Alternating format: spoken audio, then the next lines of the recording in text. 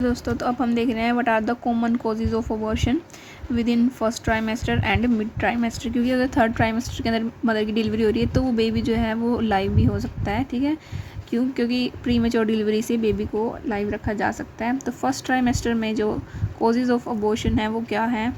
सबसे पहले है वो है क्रोमोसोमल एबनॉर्मलिटीज़,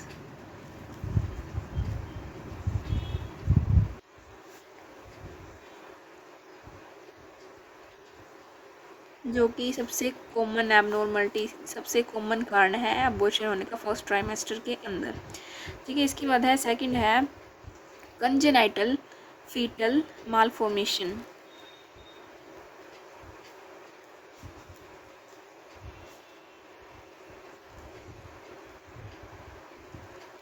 कि अगर बेबी की जो हार्ट है वो प्रॉपर नहीं बना है या कोई और पार्ट है जो ढंग से नहीं बना है, ठीक है, तो बेबी के अंदर सप्लाई नहीं हो पाएगी। फीटल के पार्ट अगर मौजूद नहीं है तो प्रॉपर जो बेबी है वो नहीं बन पाएगा, जिसके कारण जो है अबॉर्शन होगा। थर्ड है ट्रोमा, अगर कोई इंजरी, एक्सीडेंट या फिर ट्रोमा हो जाता है तो अबॉर्शन हो सकता है मदर का। ठीक है, नेक्स्ट है हार्मोनल डेफिशिएंसी। बहुत से जो हार्मोन है वो इम्पोर्टेंट रोल अदा करते हैं प्रेगनेंसी के दौरान। ठीक है, अगर किसी भी प्रकार की हार्मोनल डेफिशिएंसी हो जाती है मदर के अंदर तो जो मदर का है वो अबॉर्शन हो सकता है। उसके बाद है अगर मदर को प्रेगनेंसी के दौरान कोई एक्यूट इन्फेक्शन हो जाए तो फिर वो प्रेगनेंसी को इफ़ेक्ट कर सकता है। ठीक है, और इसके बाद अगर मदर की कोई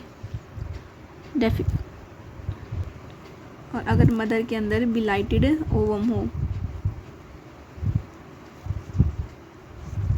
अगर ओवम के अंदर ये दिक्कत है तो जो अबॉर्शन जो है वो मदर का हो सकता है। ठीक है, कि अगर ओवम ही प्रॉपर फंक्शनिंग नहीं करेगा तो फिर मदर का अबॉर्शन हो सकता है। ठीक है, सेकंड है मिड ट्राइमेस्टर। मिड ट्राइमेस्टर के अंदर सबसे ज़्यादा कॉमन है वो है सर्विकल इनकम्पिटेंस।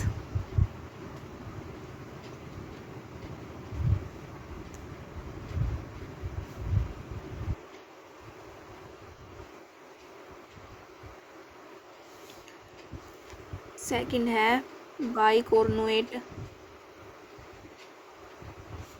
और सेप्टेट यूट्रस। अगर आपने अबॉर्शन की दूसरी वीडियो देखी है तो मैंने आपको उस वीडियो में समझाया था कि बाइकॉर्नुएट और यूनिकॉर्नुएट सेप्टेट यूट्रस क्या होता है।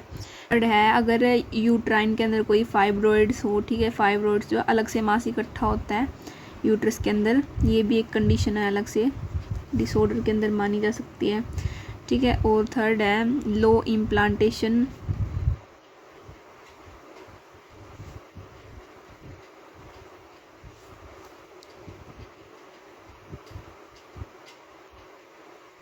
Low implantation of placenta. अगर जो प्लेसेंटा है वो लो इम्प्लांटेड हुआ, जैसे कि यूट्रस है और यूट्रस के लोअर सेगमेंट के अंदर प्लेसेंटा प्रेजेंट है तो APH की कंडीशन हो सकती है।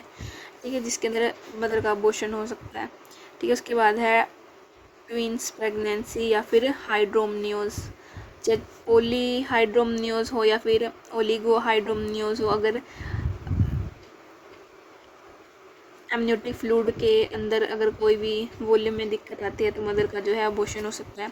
तो ये थे सबसे कॉमन कोज अबॉर्शन की फर्स्ट ट्राइमेस्टर में और मिड ट्राइमेस्टर में।